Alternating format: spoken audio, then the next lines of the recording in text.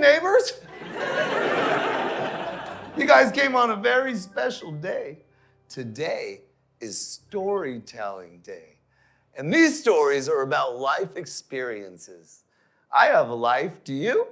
Of course you do. We all have lives. And all of our lives start with what? Our family. And here's mine.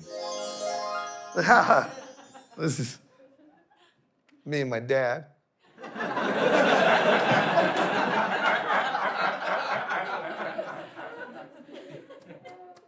I remember this day. It was my baptism. I remember my baptism, and it's crazy because when you grow up Catholic, as I did, I think my first memory was my baptism. And if you're Catholic with a tweaker dad, things are crazy, because here's how my baptism, this is my first memory. Like, you're out, things are amazing. You were in this stomach, right? You're like covered in water, and then now you go to church, and this priest throws your face in water, and that's how they baptize you. And then if you're Mexican, you got a Nino and a Nina. And for white people, that's a godmother and a godfather. And usually for white people, you guys get like someone responsible, like, oh, it's my great Aunt Beatrice. She owns a Mercedes dealership. Not for Mexicans. It's whatever relative your dad drinks and does meth with the most. It gives them another reason to be there. So that was my Nino and Nina. I swear, it was my Nina Emily, and she weighed 84 pounds. And had 4 teeth.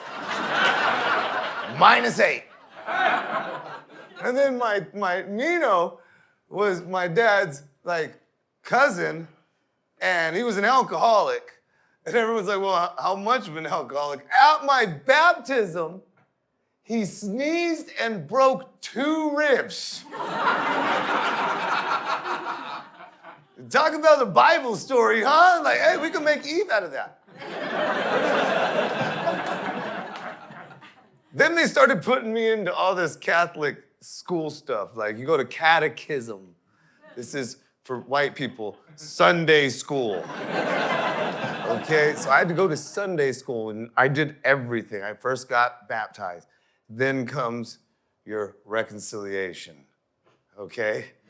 Now this is when you go into this little box, and you tell a priest everything you did bad all week.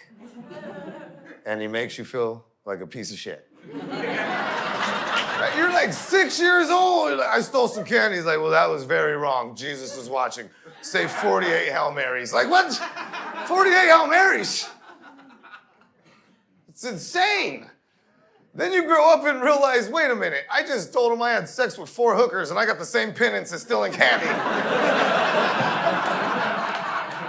I don't think this guy knows what he's talking about. But then after, the reason you do that, the whole reason that you do that is so that you can receive communion, right? If communion is when you get the body and the blood of Christ. Now, the first time this happened to me, nobody explained that it was a metaphor.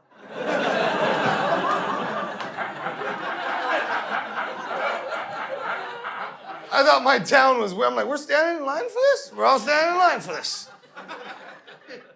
So you wait in line, and now we all know that the blood is wine.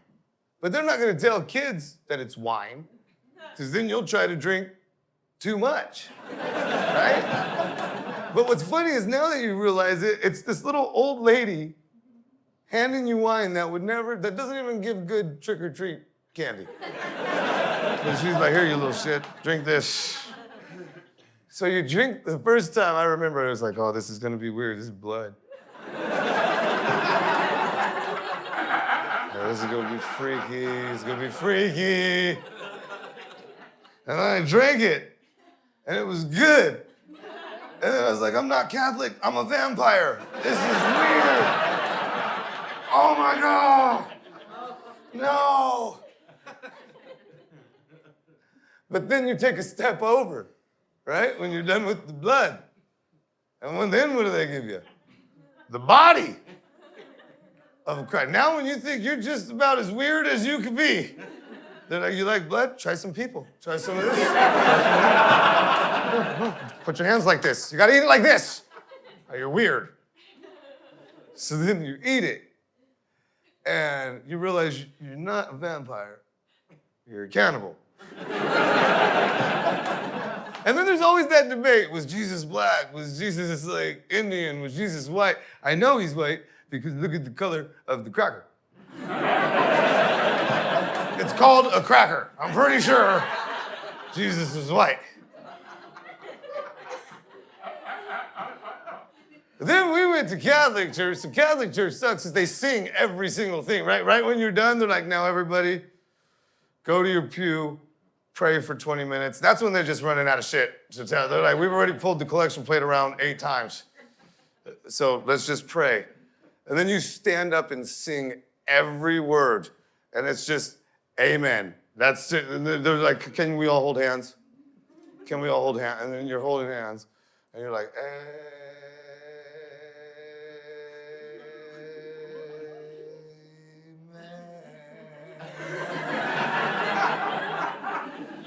at least black people got soul. And they're like,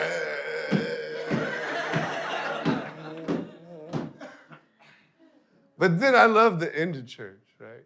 Because everybody acts like they want to be there until about 40 minutes into church. Because church is on football day. Right? So at like 9:40, people are like, it's getting ridiculous.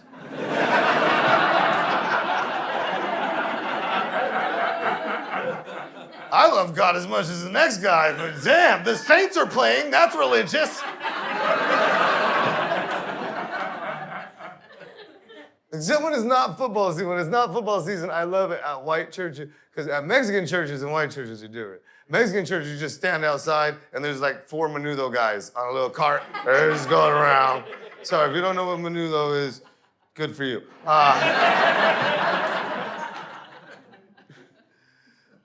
But there's white churches, you guys rush to the hall. I know this because my grandma was white, and it's the hall. And that's where you guys go after church for free donuts and free coffee.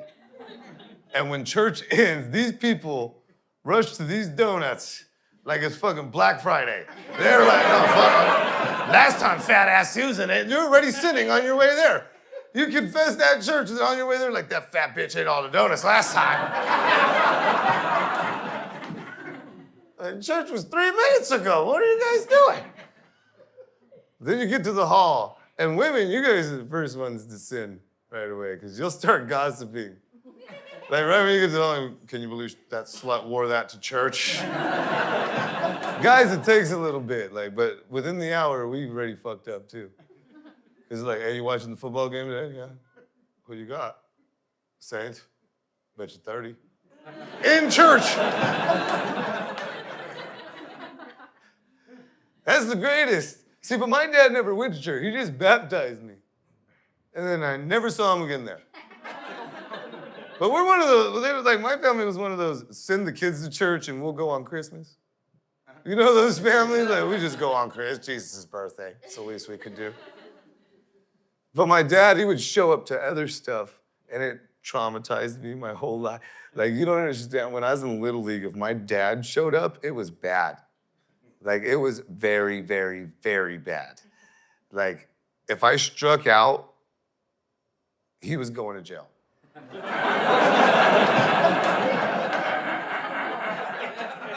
I remember I struck out. I swear to God, I'm up there, I'm like, all right. It wasn't even a strike. I know how to play ball. It wasn't a strike. It was low. It was a strike. So I'm standing there. I take that one. It comes in low. They're like, strike 3. All you hear is my dad. I'm going to fuck you up when we get home. This is T-ball. I wasn't even out yet. I just got to hit it off the tee now. They put the tee out, he goes, get the tees for pussies. They're like, sir, that's it. And then my coach ticks up for me. He's like, you can't talk to him like that. And I thought it was gonna be the first time I saw my dad back down. And this is all true, so I'm like, oh, he's going to the car. It's cool, he's gonna go home. Backs out the car, I'm like, yeah, it's about time. Act like a person. He drives onto the field.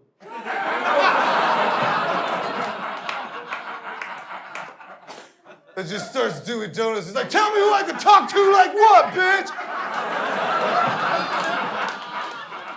They're like, what's your dad doing? I'm like, looks like he's still in third. Look at that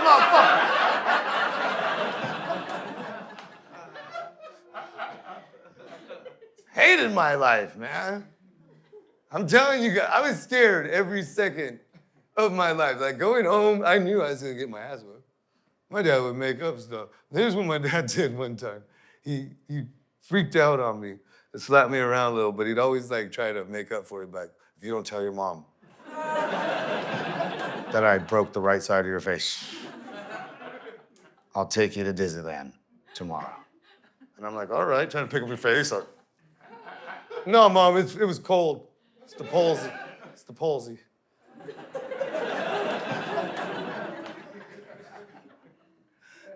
So my dad takes me to Disneyland, but on the way there, my face was hurt because he broke it. So I'm like, and he goes, what's your problem? I'm like, oh God, shit, it's talking to me. It's talking to me. So I said, my face hurts. And he said, don't you start crying. And you know when someone tells you not to do something, you do, you're like, I'm not. Then you just start crying and shit. I'm like, okay, it's rainy in here.